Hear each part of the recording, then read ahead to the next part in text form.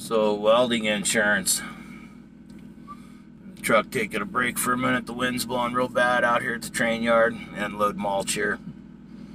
Freaking fire just burned this place to the ground. But as far as when you get out on your own, man, you got to get into the insurance. You can get around it for the first year or two, doing smaller jobs and, you know, not getting into bigger equipment or nothing like that. But if you're going to try to make a living at it, you really need the insurance, man. The best way to do that if you're a welder is go through a broker. These are old quotes, but back in the 90s, I hit up Travelers Insurance because I had them on my vehicles. Shit, they wanted $12,000 a year for insurance. Called another insurance place, I forget what the other one was. And they wanted, shit, almost as much, like 10 grand a year. Basically $1,000 a month is what they were looking at. I turned around and went through a broker then, pulled my insurance out of New York. No, actually it was out of Scottsdale, Arizona the first few years there. But it was only $800 for $1 million back in the 90s. Now I'm paying $1,800 a year for a 2 mil umbrella. Basically, it's a mil on one end and a mil on the other end.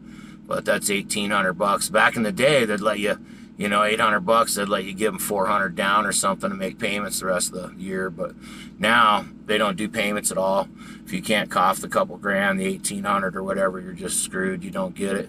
But if you go through a broker, you can literally get it 5-6 times cheaper than going through, you know, Travelers or Progressive or something like that. Piss on all them places. Go through a broker, let the broker shop it around, and then that'll open up a whole nother door for you. Once you get that insurance, then you can go for the bigger jobs, the, you know, bigger equipment. It'll just open up a lot of doors to get you into a lot more opportunity once you have it.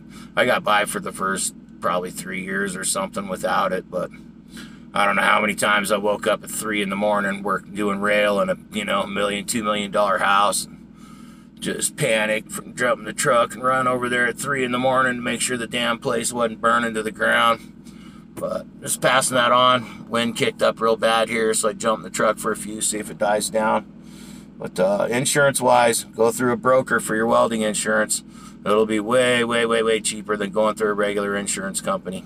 So just passing that on. Everybody be safe.